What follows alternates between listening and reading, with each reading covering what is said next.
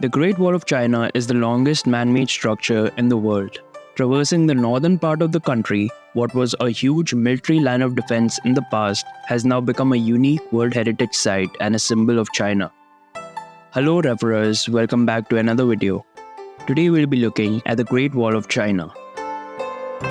The Great Wall of China, literally meaning the long wall of 10,000 miles, was an extensive bulwark erected in ancient China and one of the largest building construction projects ever undertaken. Here are some interesting facts about the Great Wall of China. The Great Wall of China is the largest man-made project in the world. The complete route is over 21,196 kilometers long, stretching from the east seaside to the west desert in northern China, winding up and down across mountains and plateaus like a dragon. The Great Wall of China, which is equal to half the length of the equator, is the longest feat of human engineering. There are 15 strategic passes from east to the west. The Great Wall stretches across 15 northern Chinese provinces, municipalities, and autonomous regions, from the Bohai Sea in the east to the Gobi Desert 2,500 kilometers away in the west. There are 15 geographically important passes built along the route. It spans across 15 regions in northern China. It took over 2,000 years to construct the wall. First and last construction. There is a wide misconception that the Great Wall was built under the order of Emperor Qin Shi Huang, but this is not true. The fact is that the initial construction occurred 2,700 years ago during the spring and autumn period. The fortification built by Chu state during the 7th century BC has been proven to be the earliest Great Wall. The last construction was in 1878 in the late Qin dynasty. It is not a single wall but a series of fortifications. The Great Wall is not a single structured wall. It includes beacon towers, barriers, barracks, garrison stations, and fortresses along the walls, together forming an integrated defense system. The structure is not a single long line. In fact, there is not one wall but many walls. It is a defensive network consisting of many walls and fortresses built in different historical periods, with some segments scattered while others running parallel. In some places, the wall doubles or even triples itself. Various materials were used to build the Great Wall. The Great Wall is a massive monument built with different materials. Most of the sections we see today were built with bricks and cut stone blocks, and lime mortar was used to hold the bricks together. What was the mortar? Here comes a fun fact. It was totally different from the modern mixture of sand and cement, as it included glutinous rice flour. Processed rice flour served as a reliable adhesive. Where bricks and blocks weren't available, tamped earth, uncut stones, and wood were used as local materials. The Great Wall you see today is not as old as you think. During the 2,500 years from the 7th century BC to the 19th century AD, more than 20 dynasties and states had undertaken the construction of the walls, section by section, bit by bit. Today's best known and best preserved walls are the result of the Ming dynasty's massive construction, which began around 1381. The Ming Great Wall wound itself around 5,500-mile course from Hushan in east to Jiayuguan in the west. Many of its sections have been renovated and developed into tourist resorts such as Baraling and Muchuanu in Beijing, Shanhaiguan in Hebei, and Jiayuguan in Gansu. These sections that are popular with tourists are generally 400 to 600 years old. 1/3 of the wall has disappeared.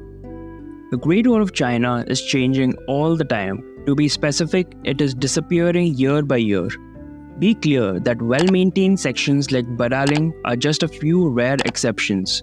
The fact is that many wall sites have fallen into disrepair and are in danger of being lost due to physical weathering and human activities. Human vandalism is a major threat. According to statistics from UNESCO, nearly 1/3 of the walls have already disappeared. What survives today are mainly the stone and brick constructions of the Ming dynasty. It was not built for beating back Mongols. The wall construction commenced in the 7th century BC and was first linked up to a defensive line in around 210 BC, much earlier than the rise of the Mongols in the 11th century AD. The original purpose was to defend against incursions by northern nomadic tribes living in today's Mongolia and northern China, including successively the Hun, Xianbi, Rouran, and Tuzhou. Some states also built walls to repel their neighbors. It didn't always succeed in keeping out invasions. For thousands of years, the Great Wall, to some extent, acted as both a physical and a mental barrier between the central Chinese empire and the barbarian northern nomads. But this only worked for the underdog. Several strong nomadic tribes in history have managed passage across the barrier. For instance, in the 13th century, the Mongols, led by Genghis Khan, breached the wall and subjugated North and Central China for nearly 100 years. Can it be seen from space? In the early 19th century, the immense scale of the wall once gave rise to the rumor that it could be seen from the moon with the naked eye. In fact, it is invisible from space. The difficulty of observing the wall with an unaided eye from space equals to that of seeing a strand of hair from 2 miles away. The eastern beginning of the sea, Shanghai Pass. Shanghai Pass was a fortress built in the Ming dynasty and is the first pass in the east of China. It is located outside of Qinhuangdao city on Bohai Bay and 305 kilometers away from Beijing. Given its strategic location, it's reputed to be the first pass under heaven. The western end of the Gobi Desert, Guizhou Pass.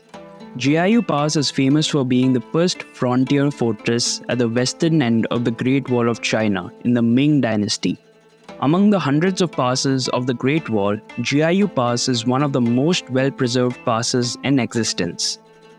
The workers from ancient times left marks on the bricks. Some say that the text on bricks is a method that General Qi Jiguang devised in order to assess the quality of the bricks made by the soldiers and clarify their responsibilities. It is the Chinese people's greatest cultural icon. The Great Wall of China is the product of countless labors over a period of 2,000 years and is a feast of engineering.